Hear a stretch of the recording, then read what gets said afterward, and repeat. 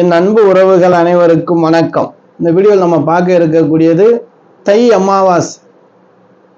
இந்த தை அமாவாசை நாளில் நம்ம என்ன செய்யணும், என்ன செய்யக்கூடாது, தை அமாவாசை எந்த தேதியில வருது, எப்போ ஆரம்பிக்குது, தை அமாவாசையில முன்னோர்களுக்கான தர்ப்பணம் எந்த நேரத்தில் கொடுக்கணும், தை அமாவாசையில முன்னோர்களுக்கு அமாவாசை படையல் போடக்கூடிய இலை போடக்கூடிய நேரம் சரியான நேரம் ஏது, அமாவாசை நாள்ல எந்த தெய்வத்தை வணங்கினால் நமக்கு என்ன பலன் கிடைக்கும், தொடர்ந்து நம்ம இந்த வீடியோல பார்க்கலாம்.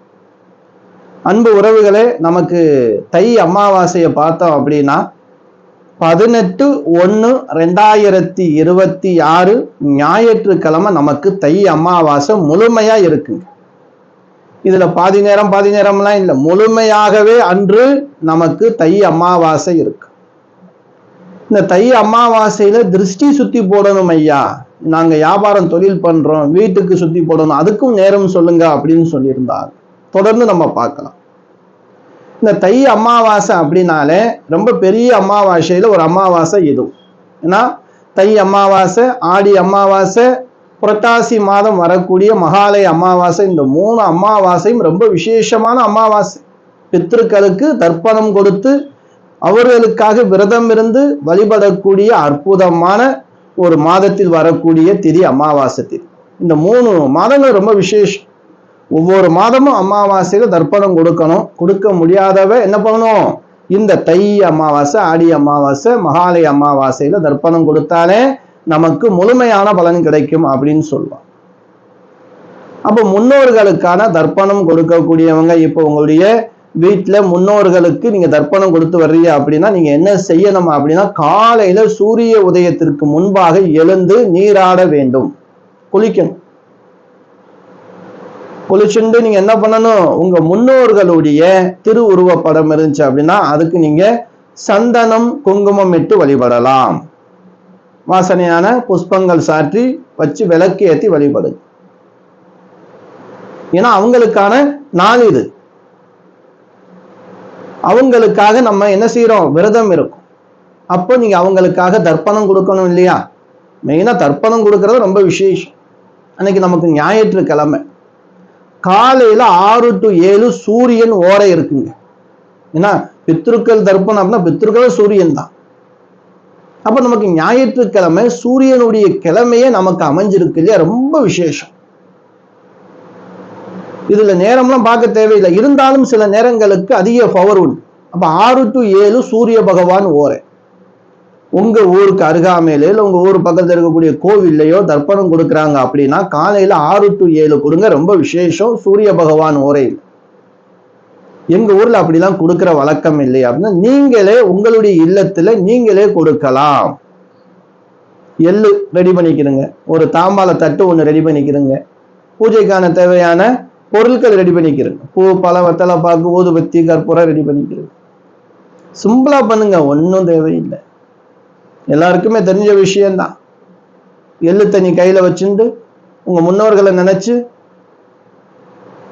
ரைட் சைட்ல எள்ளு வச்சிருக்கீங்கன்னா இதுல கொஞ்சம் ஜலம் வச்சுக்கிறோங்க, கொஞ்சமா அப்படியே ஊத்திண்டு கேசவா, நாராயணா, மாதவா, கோவிந்தா, விஷ்ணு, மதுசூதனா, திரிவிக்ரமா, வாமனா, ஸ்ரீதரா, ரிஷிகேஷா, பத்மநாபா, தாமோதரான்னு சொல்லி அந்த எள்ளு தண்ணியை கீழே இறைச்சி விடுங்க. அதாவது தாம்பால தட்டுல அதை ஏதாவது செடி இடி ஓரமா ஊத்திடும். ரோட்டு ஓரமா கால் மிதிப்படுற மாதிரி ஊத்தக்கூடாது. இல்ல எங்க ஊர்ல கொடுக்குற வழக்கம் இருந்துச்சு அப்படின்னா நீங்க 6 to 7 கொடுங்க. அதையும் நம்ம பண்ண முடியாத நேரங்கள்னா ஒரு 11 மணி வரைக்கும் டைம் இருக்கு. ஏன்னா குளங்கள் ஆறு இருக்கிற இடம் கடற்கரை பகுதியில கொடுப்பாங்க. தை அமாவாசை கண்டிப்பா தர்ப்பணம் கொடுப்பாங்க. நீங்க அங்கே போய் கலந்துக்கிட்டு அங்கே நீங்க முன்னாடியே போய் தெரிஞ்சுக்கிறீங்க.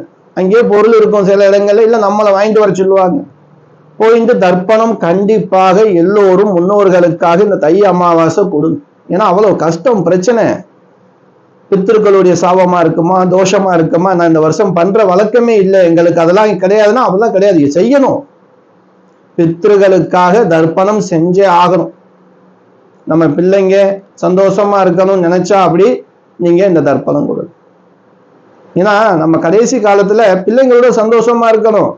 ரொம்ப பேர் அன்பு உறவுகள் வர்றாங்க, பிள்ளைங்க மதிக்கிறது இல்லை, கல்யாணம் வச்சு கொடுத்தேன் பொன்னாடி பேச்சை கேட்டு போயிட்டாங்க, இப்படி எல்லாம் வர்றாங்க இல்லையா? இதெல்லாம் நடக்கக்கூடாது. நீங்க உங்க குடும்பம், உங்க குழந்தைகள், உங்க வரக்கூடிய திருமணமாய் வரக்கூடிய மணமகனா இருந்தா மணமகன் எல்லோரும் ஒன்றாக இருக்கணும், சந்தோஷமா இருக்கணும். அதுக்கு முன்னோர்களுடைய ஆசி வேணும். அப்ப என்ன பண்ணணும்? நம்ம இப்படி போன்ற விசேஷ ஒரு அமாவாசையிலேயாவது தர்ப்பணம் கொடுக்கணும்.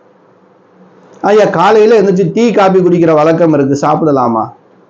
தர்ப்பணம் கொடுக்கிற வரைக்கும் பச்சை தண்ணி கூட குடிக்க கூடாது. அதனால காலம்பரை கொடுத்துருங்க. இல்லைங்க எனக்கு உடம்பு சரியில்லை, நான் மெடிசன் எடுத்துட்டு இருக்கேன், உங்களுக்கு அது கிடையாது. நீங்க காலையிலேயே நீங்க என்ன சாப்பிட்டு மாத்திரை போடணும் போட்டுக்கிறங்க. உங்களுக்கு அந்த இது கிடையாது, கட்டுப்பாடு கிடையாது. நீங்க உடல் ரீதியாக பாதிக்கப்பட்டு மருந்து மாத்திரை எடுத்துட்டு இருக்கீங்க அப்படின்னா, நீங்க தர்ப்பணம் கொடுக்கணும்னு ஆசைப்படுறீங்க அப்படின்னா, நீங்க முழுமையா பட்னியாவே இருந்து டீ காபி எதுவும் குடிக்காம தண்ணி குடிக்காம எல்லாம் இருந்துட்டு தர்ப்பணம் கொடுக்கணும் அவசியம் கிடையாது. நீங்க உடம்ப பார்த்துக்கிறீங்க. நீங்க எப்ப வேணுமாலும் தர்ப்பணம் கொடுக்கலாம். ஒரு 11 மணிக்குள்ளாக தர்ப்பணம் கொடுப்பது ரொம்ப விசேஷம். முன்னோர்களுக்கு இலை போடக்கூடிய நேரம். ஏன்னா நமக்கு பார்த்தோம் அப்படின்னா 12 மணிக்கு மேலதான் முன்னோர்களுக்கு இலை போடணும். ஆனா ஞாயிற்றுக்கிழமையா இருக்கே 12 மணிலிருந்து 1:30 மணிக்குள்ளாக நமக்கு யமகண்டம் இருக்கு. அப்ப யமகண்ட நேரத்துல நமக்கு முன்னோர்களுக்கு இலை போடக்கூடாது. 1:30 மணியிலிருந்து 2:30 மணிக்குள்ளாக பகல் இந்த நேரத்தை நீங்க எடுத்துக்கிறது. முன்னோர்களுக்கு இலை போடும்போது நான் அடிக்கடி சொல்லுவேன், ஒரு இலையா போடக்கூடாது, 2 இலையாத்தான் நீங்க போடணும்.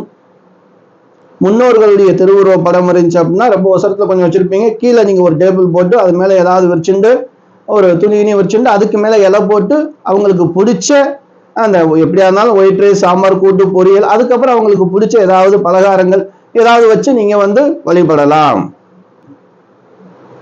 அதன் பிறகு காகத்துக்கு கண்டிப்பாக அதுல இருக்கக்கூடிய கொஞ்சம் சாதம் எடுத்து காகத்துக்கு வைங்க. அந்த படையில இருக்கக்கூடிய பொருட்களை அந்த குடும்பத்துல இருக்கிறவங்க எல்லோரும் சாப்பிடணும், வீணாக்க கூடாது. சில இடங்கள்லாம் கேட்டாங்க, ஐயா நாங்க அப்படி எடுத்து வச்சிருவோமையா, அதை தூக்கி வெளியே தான் போடுவோம். அந்த தவறை செய்யாதீங்க.